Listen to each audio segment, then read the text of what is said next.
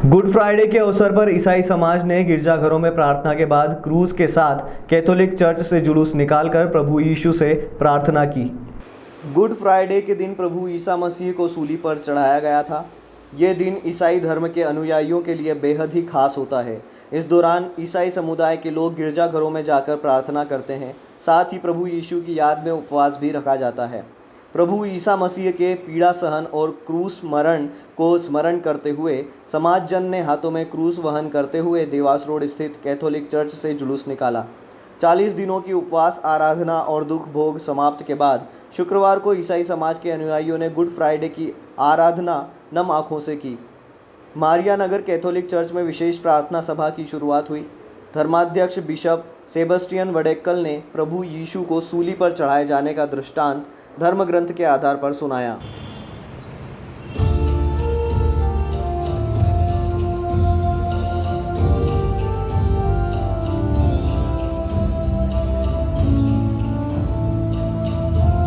उसके बाद शाम 6 बजे क्रूस यात्रा निकाली गई। ईसाई समाज प्रभु यीशु ने सभी जाति के लोगों के उद्धार और पापों की क्षमा के लिए क्रूस पर अपनी जान दी थी। प्रभु यीशु के अच्छे कामों से नाराज यहूदियों ने उन्हें कांटों का ताज पहनाकर सूली पर चढ़ा दिया था।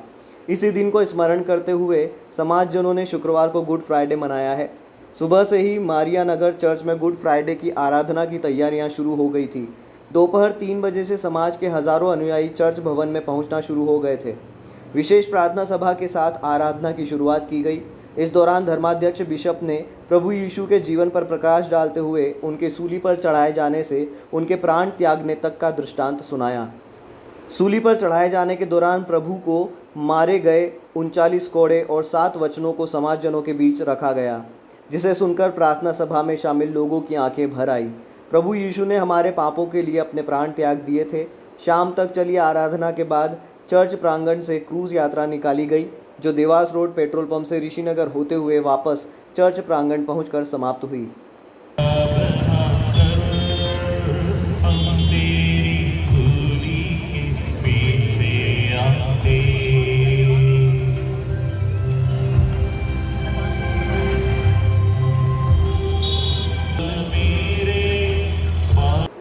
गुड फ्राइडे पर प्रभु यीशु के सूली पर चढ़ाए जाने के 3 दिन बाद रविवार को ईसाई समाज ईस्टर पर्व की आराधना करेगा।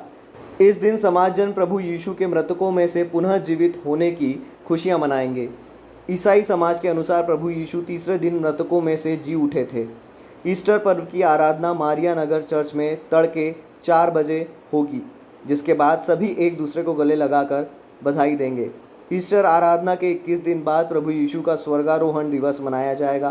धर्म ग्रंथ बाइबिल के अनुसार यीशु के जीवित होने के बाद वो 21 दिनों तक अपनों के बीच रहे थे और उसके बाद स्वर्ग पर उठा लिए गए थे। मनाया जाता है, किस लिए मनाया जाता है? देखिए, आज हम गुड फ्राइडे मेरे पवित्र शुक्रवार मनाते हैं, जो मसीह के क्रूस मरण और मृत्यु का याद हमें दिलाता है, उसको मनाते हैं जी।